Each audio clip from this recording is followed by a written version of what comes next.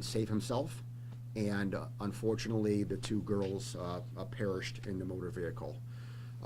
The cause of death was blunt force trauma from the initial accident of hitting the tree itself, along with thermal injuries, which in layman's terms, they were burnt. But both factors contributed to the cause of their death. Ryan Stencil has been the investigation that we did over the course of the past almost year now, 11 months, led to a grand jury investigation, and the grand jury indicted Mr. Stencil on two counts of criminally negligent homicide. The two counts were for the two young women here. So he's facing 2 counts of criminally negligent homicide. It is considered all one criminal transaction, though. So the max punishment of 4 years remains in effect. It would not be 8 years because there's 2 bodies, because under the law this is one criminal transaction. So the max sentence is 4 years on this matter. The theory, the legal theory of criminally negligent homicide was that his conduct, allegedly, his conduct being in this case the driving, was negligent. And his negligent driving caused the death of 2 individuals. I am not going to get into specifics about what was actually negligent, because I'm not going to try my case right now. I will try that in court. I will say, though, just take it out of this case right here, and let's just go to pretend we're in law school. Factors in a law school hypothetical for someone driving negligently and killing someone would be, speeding, road conditions, how you're driving, down a street.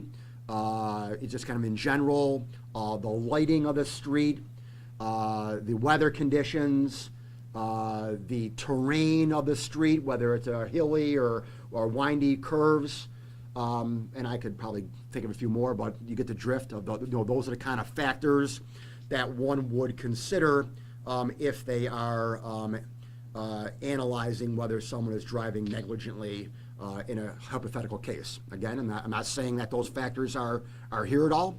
I'm just giving the viewers some hypotheticals here that they can analyze themselves. Obviously, Mr. Stencil is innocent until proven guilty. These are just allegations, and I am just happy that we were able to investigate this matter and get to the point where we were able to put it in a grand jury.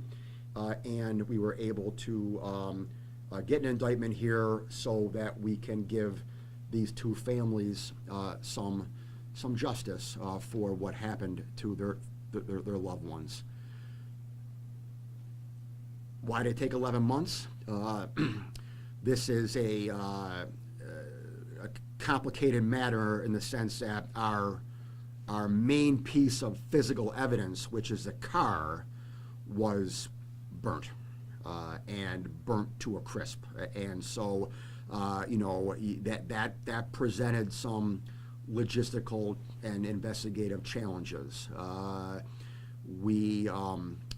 can tell you that we also had to hire a crash reconstruction expert, and so we went outside the box here and got an outside consultant who was a crash reconstruction expert, and that took some time as well. And so, again, you got 3 individuals involved. 2 of them, unfortunately, are passed away, and then the only other individual involved is the target and the suspect. So, obviously, he has a right to remain silent, and I'm not saying he did remain. I'm not commenting on whether he talked or didn't talk, but obviously, he has a right to remain silent, and so. You have to respect that, obviously, when you're investigating these matters. So this took a while, but we were dogged in our determination to bring these families justice. and I will remain dogged to continue on with this prosecution to give the families their justice for the loss of their loved one. Is he the son of a fire chief? I don't know that. I don't know. Did he have any connections to somebody in the fire department? No one's made me aware of that at all. Could be, but no one's ever told me that. Do you know if there was any interference with the investigation? None. No. What was the toxicology report on? I can't comment on that. Yeah, I can't comment on that. I can't comment on that when it pertains to him. Yeah. I can tell you that there was that the toxicology report was negative for the two girls.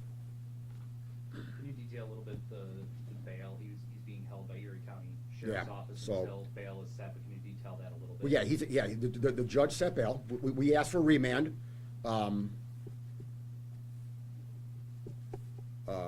Which, I don't know, some people may view a little harsh. I mean, because of the fact that, this Mr. Stencil, he was friends with these girls. He knew these girls. He didn't obviously intend to kill these girls. So I have obviously, I factor that in. But at the end of the day, I have two 19-year-old girls who are not going to see their 20th birthday, and so that's the bottom line here. So that's why I asked for the remand. But the judge gave him $50,000 cash bail, $150,000 bond, which means he can come up with $15,000, 10% of that, and get out.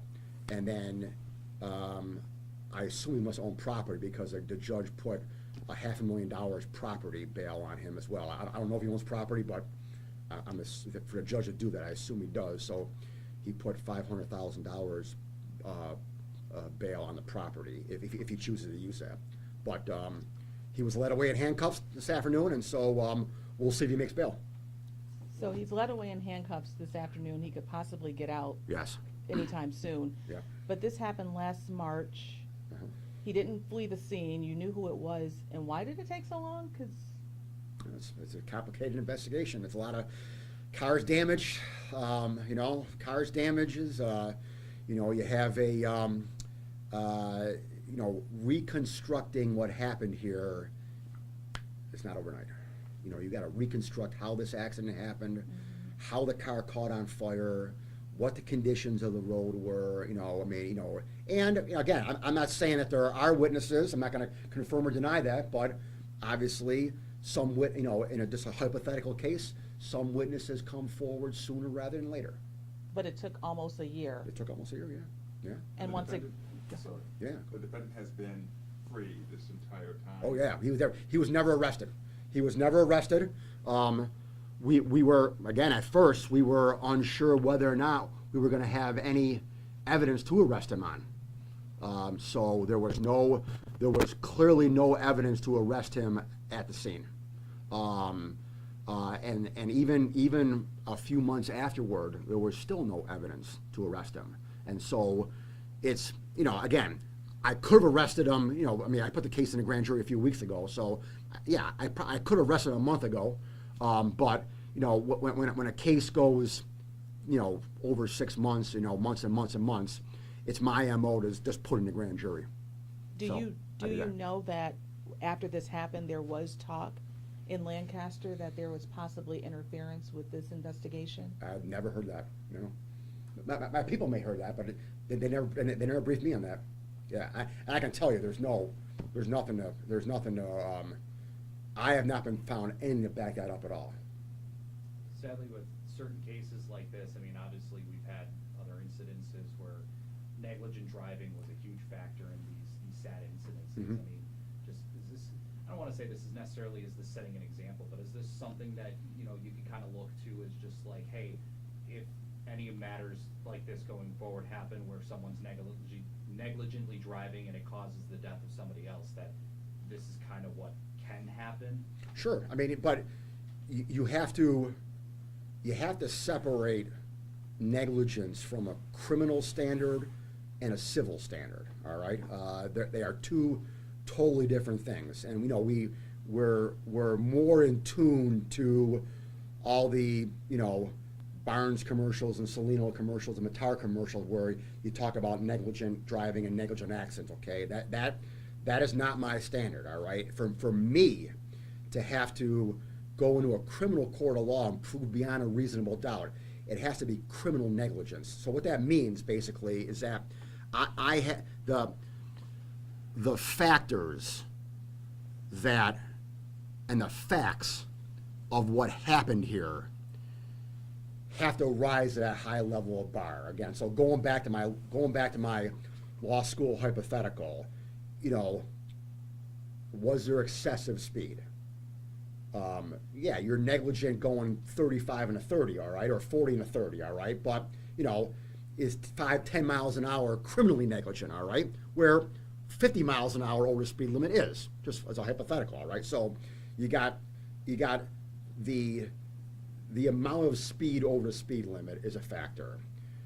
Certainly the road conditions and the overall weather conditions, all right? How bad were they, all right? If it's a blizzard out that happened over Christmas weekend and someone's driving 40 miles an hour down Main Street, all right, well, that's pretty darn negligent, okay? Almost criminally negligent. So, you know, all the different hypothetical factors that I laid out, okay, those are the things that I determine and whether or not to file criminal charges. So it's always going to be on a case-by-case basis.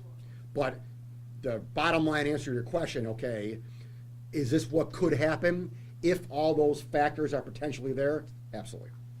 In terms of pursuing charges, did you take into account the victim's family's wishes at all, if they wanted to see charges, or Oh, yeah. for you was well- you feel that you had to press charges? Well, no, I mean, it's in here. I always take into account what families of the victim want, all right? But if someone commits a crime, okay, and I believe that I have enough evidence to prove beyond a reasonable doubt in a court of law that a crime has been committed, I'm going to do that no matter what.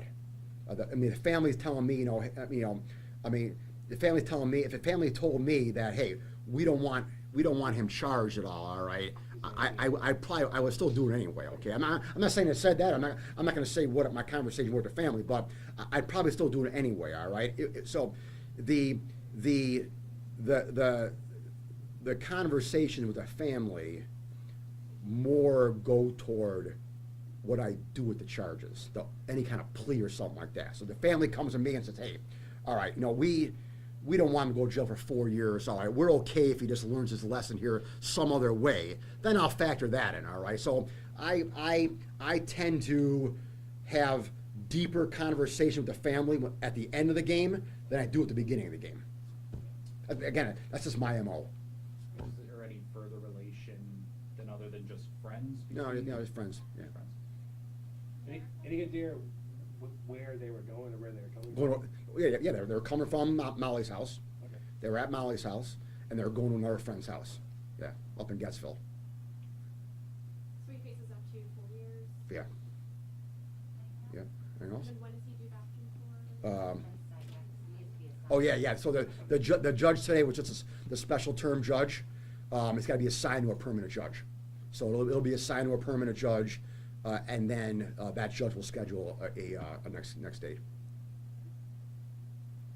Okay. All right. All right. Thank you, John.